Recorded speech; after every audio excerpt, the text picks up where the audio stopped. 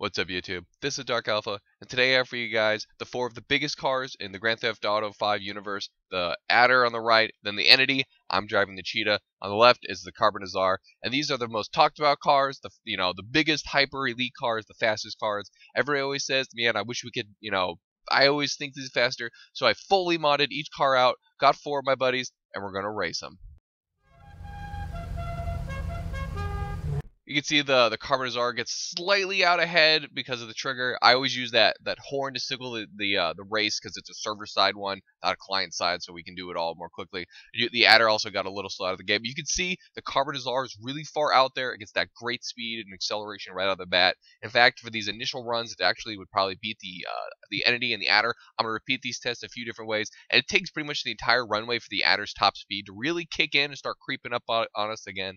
So here we go. Round 2, I'm going to slow down the acceleration again. And you can see, again, Carbonizzare slightly, the guy presses the trigger like 1/10 of a second more. You can see its acceleration really go out there. The Adder's pressed more timely this time. And you can see them all, again, just like before, with the Adder and the Entity creeping up on the 9F. And here we go with a turn now. You can see how the Cheetah really handles just so tightly. I was accelerating almost that whole time. I told them all to accelerate. I didn't want them to use driver skill, slow down, drift, whatever, but just pure turning and handling. You can see the Cheetah finally has that advantage. It got smoked out of the gate, and it was getting slightly burned as we went further on, but that's why I like the Cheetah, because of the handling. Here we go, round 2. I have the Adder again from the same race, same car, same driver, as a measure of a standard. The rest of us flipped our cars out. We got the Feltzer on the left. I'm in the 9F in the center. The Bullets on the right.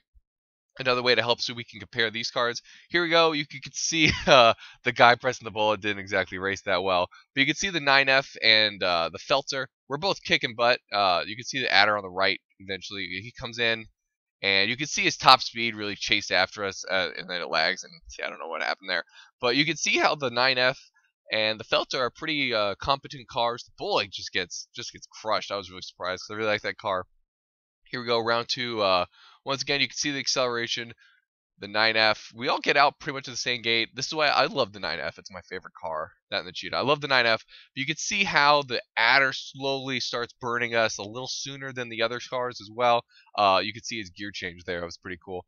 But you can see how these cars are actually pretty comparable to the super elite hyper cars out there. It's kind of cool because I really like these cars as well. And if you want to have one of these other cars, you can compete.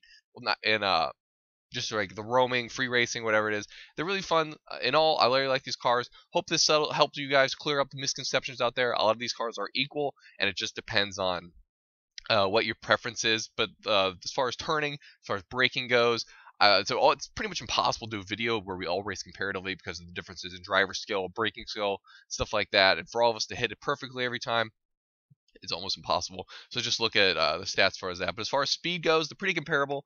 Hope you guys enjoyed this video. This is Dark Alpha. See you guys next time.